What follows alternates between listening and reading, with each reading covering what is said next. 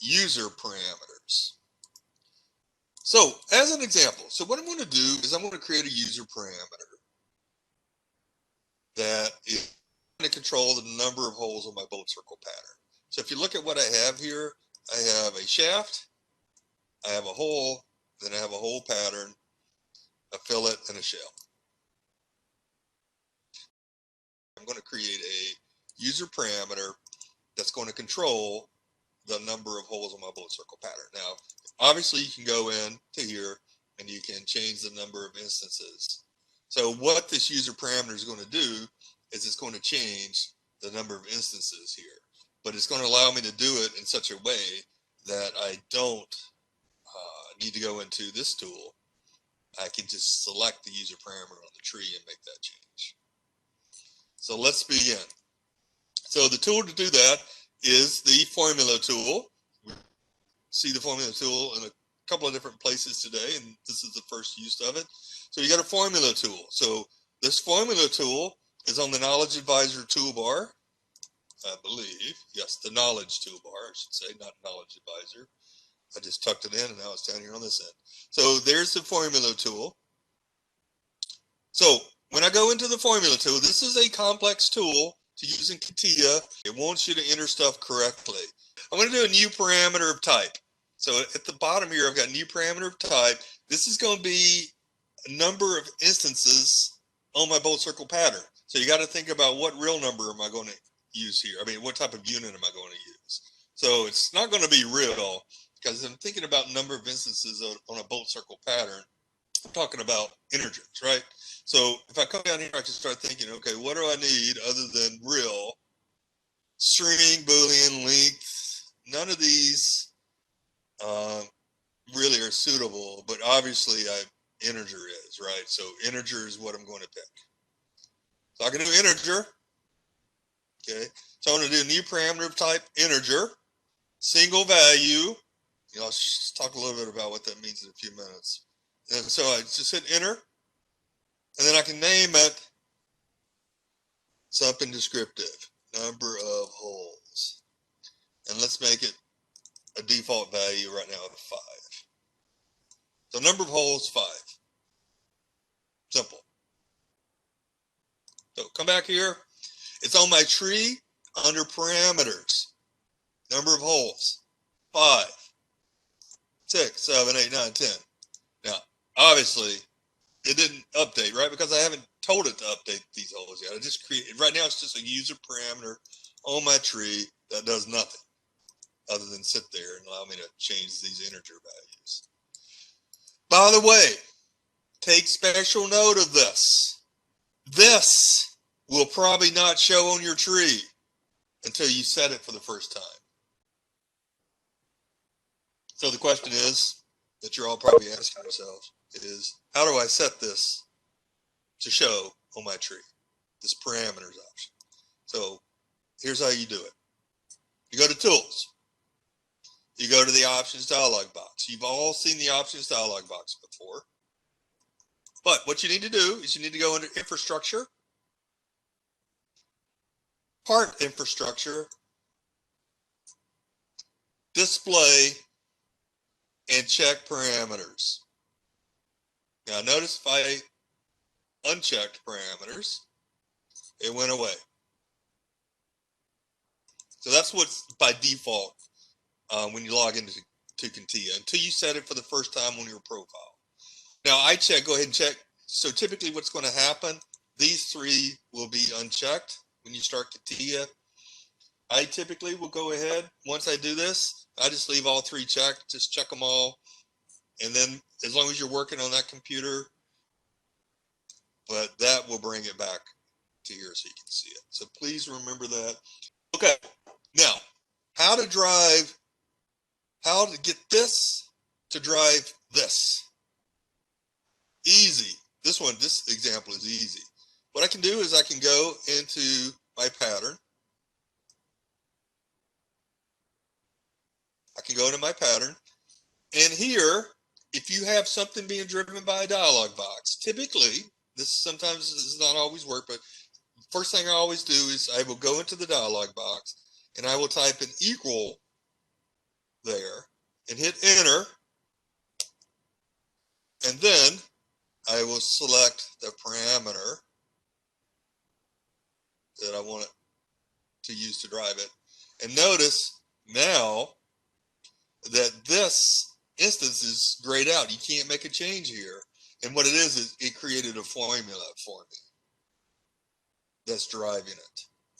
So when I hit OK, if I go back into the pattern, I can't make the number of changes here because I've got a formula out here that is driving that angular number.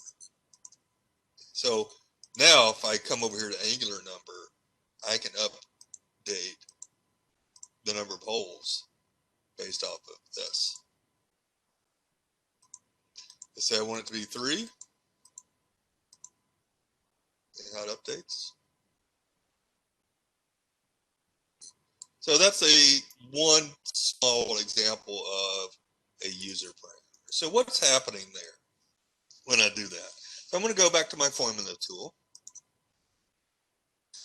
And I want to show you just a couple of things about the formula tool here. So right now, when you go into the formulas tool, I guess it's called formulas plural, it's going to show you every possible parameter. Listen to this carefully. Every possible parameter that you can use within a formula. And so notice it's going to start out looking in my geometric set, and then it's going to, I've only got one thing in my geometric set, which is my sketch. So notice here I got geometric set, and I've got sketch.1, and then every possible thing under here that it could use.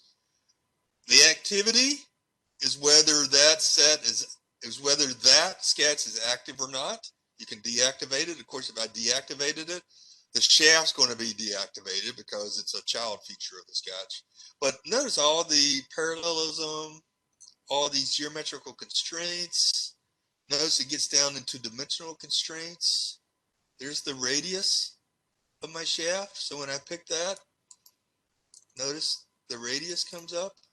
You can see it right there. Now the radius is 15. Right there, the radius is 15, right there. But it's showing it as the diameter is 15, but it is defined behind the scenes as a radius. So even though on the screen here it's 15, CATIA thinks it's 7.5. I did it that way on purpose just to show you that diameters, with one exception that I can think of, are always really radiuses behind the scene.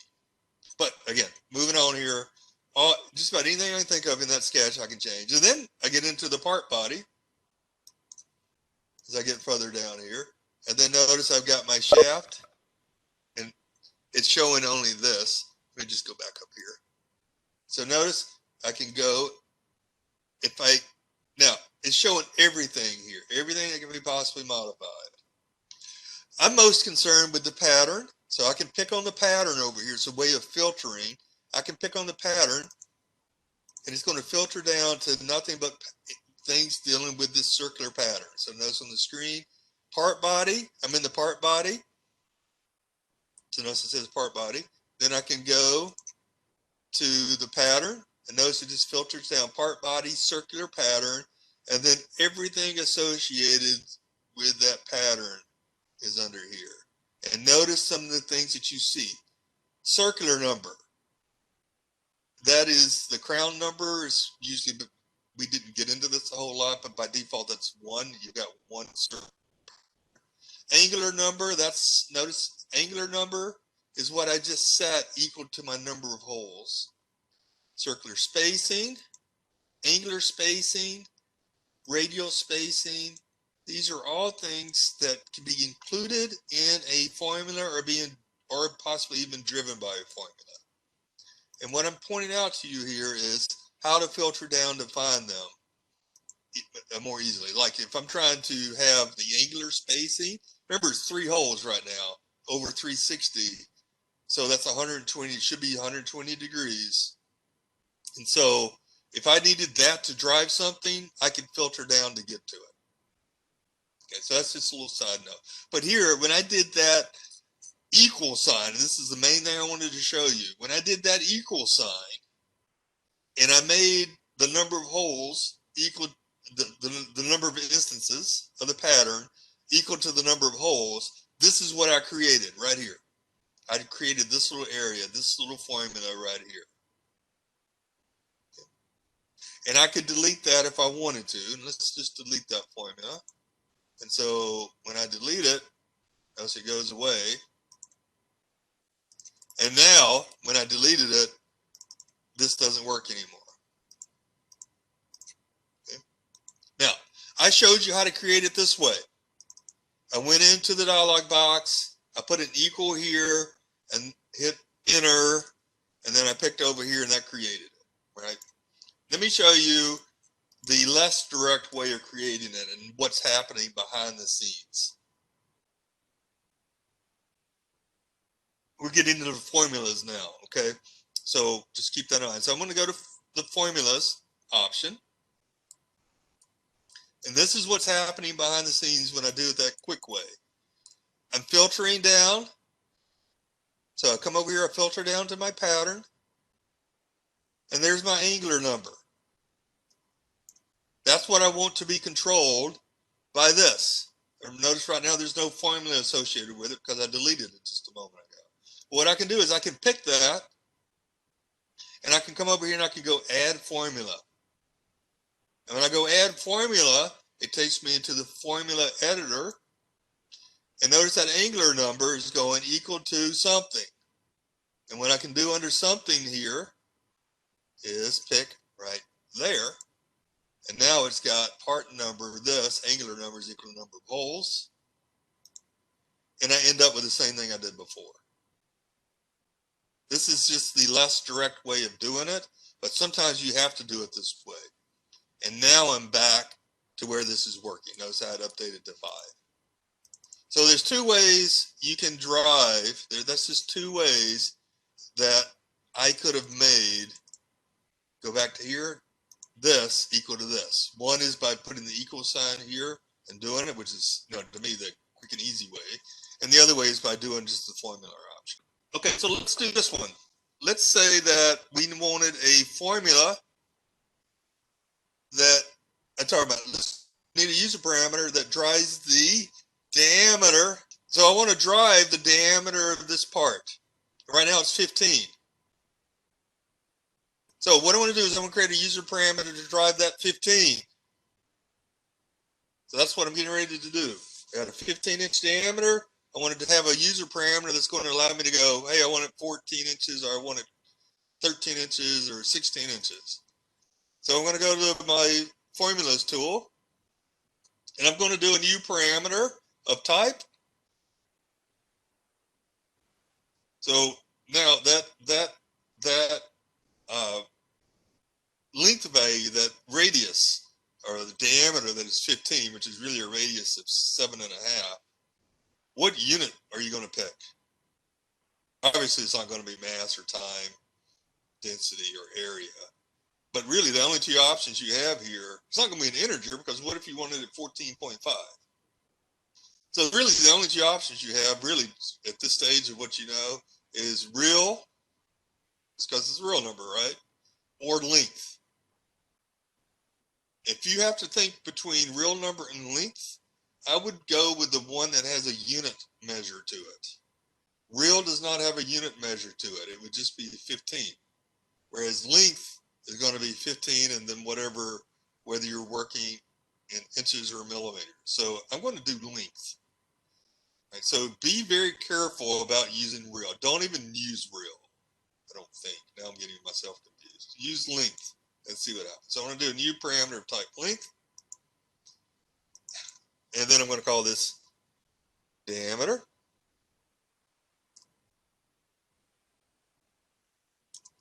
Of part. I like to be descriptive. And then I'm going to go 15. All right. So here it is, diameter part.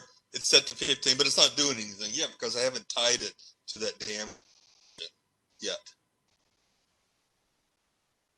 So let's do that. Now there's no dialog box on this one. So this is where you've got to go There's a couple of ways to do this, but you've got to go to essentially the formula tool.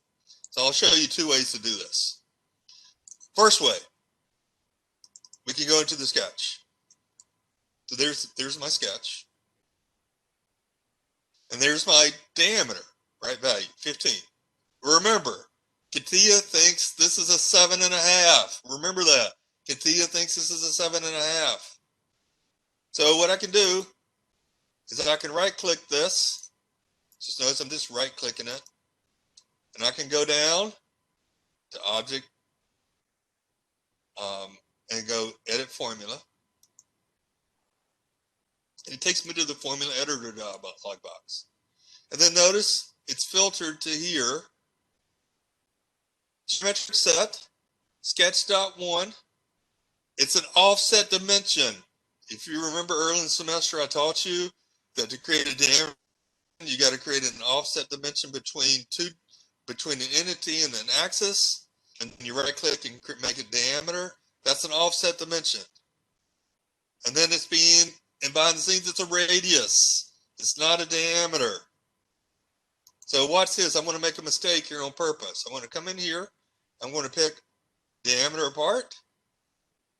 There it comes in. I'm going to hit OK. Look what happened. Why did it make it so big?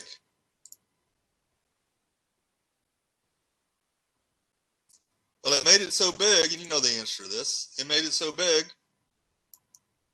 It's because even though it's showing 15 here, notice it's 30 now. I've got 15 over here, but I'm tying that 15 to a radius dimension, not a diameter dimension. It looks like a diameter. It is not a diameter. It looks like a diameter. It's not a diameter. Because when you look behind the scenes, it's really a radius. So what do I have to do here to get this to work? I've got to divide by 2. So just do a little division by 2, /2. And now it is working. So now I can change this diameter here. And it's working. Now, it's not a super robust model. I could probably get it so small that it, it starts having issues. I can get it so small you'll eventually get a topological error message. See right there, but that's just because the holes aren't moving with it. Holes they've got to go through material. Questions about that? What I'm going to do, that was a short, I told you I was going to show you 2 ways. So I want to go in and delete that formula I just created. So I need to go to my formula dialog box. How do I find that formula I just created? Because there's a whole bunch of them here. Remember the shortcut I showed you? To filter? I know the formula is in the sketch. So what I can do is I can just pick that sketch and it's only going to show what's in that sketch. If you wanted to get even more in depth, you can just dig into the sketch and find the offset. And there it is, right here. But there it is. So I'm going to delete it and show you the other way of creating it. Is go to formulas directly. Notice I'm not in the sketch. Filter down to find what you're looking for, which is right here. So again, it's easy once you can filter down and start looking. You can even change the filter even more by filtering to certain types of parameters. That makes it easy to find because literally there could be scores of parameters that are possible in this model. So notice I just filtered it down to 2. This is the one I want to work with. So here, go add formula, and I'm back to where I was before, just like when the first method I talked about. So part diameter, divide by 2. You're doing the same thing. Both methods are the same thing. It's just how you get to that formula editor is a little bit different between the two. One was I went through the formulas tool, filtered down, and did add formula. The other one was I went into the sketch, right-clicked, and go edit formula. But both took me to the same edit formula. Whichever one you use is up to you. They end up with the same result. Okay, so I've got two user parameters, number of holes I can change, and I can change the diameter. Let's build this model and make it a little more robust. Now let's say that my design intent is for me to have the bolt circle diameter of these holes to always be, let's go 3/4 of this major diameter.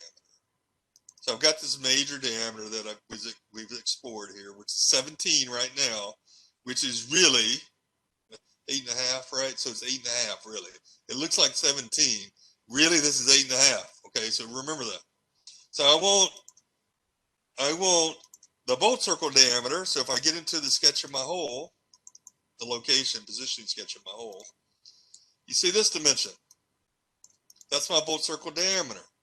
I want this dimension to be 3/4 of that diameter dimension. So that's a formula. So how would I do that? Well, it's either one of the two methods, as I mentioned before. I can come in here and I can right-click this one and go edit formula. Here is the beauty, though. This is helpful. They're both radiuses. So now I don't have to worry about dividing by 2. Now, I've got this. This is one that's being driven. I can come now and select the shaft and pick there. And notice they're both radiuses. So I just went and picked here. This is going to be driving this. So this is the top part. This is going to be equal to this. And then it's going to be equal to that times 0.75. Because I want it to always be 3/4.